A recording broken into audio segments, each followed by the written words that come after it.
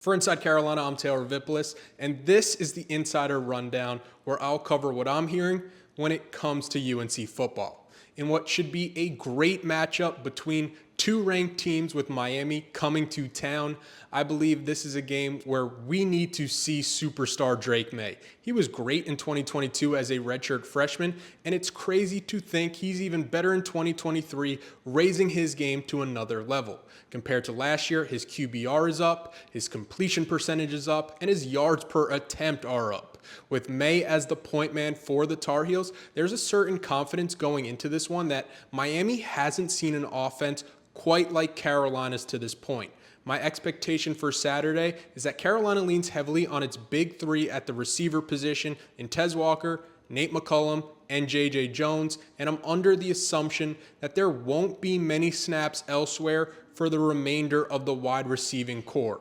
Tez Walker, who didn't start against Syracuse after being ruled eligible late in the week, should now be caught up with a full game week to prepare.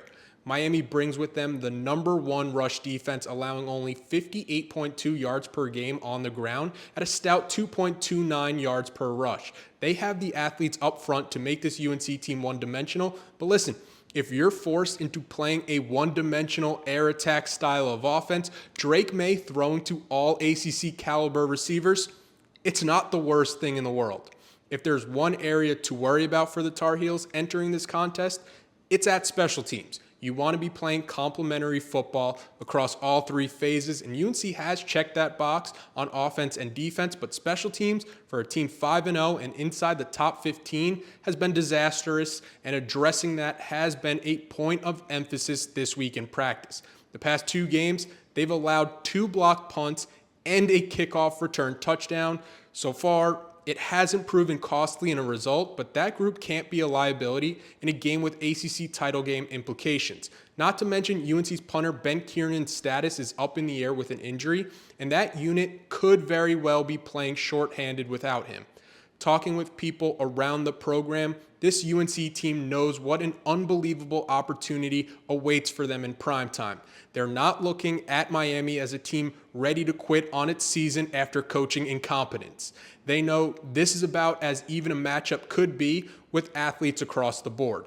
Carolina is preparing for a Hurricane squad that'll be the best offense and defense that they've faced in this young season.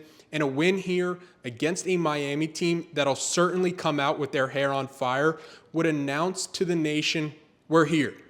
We'll see how that and more plays out as we head back to Kenan Stadium for my favorite game every season, seeing if we can add some more classic moments to this rivalry. In the meantime, stay tuned to Inside Carolina for all the latest leading to kickoff.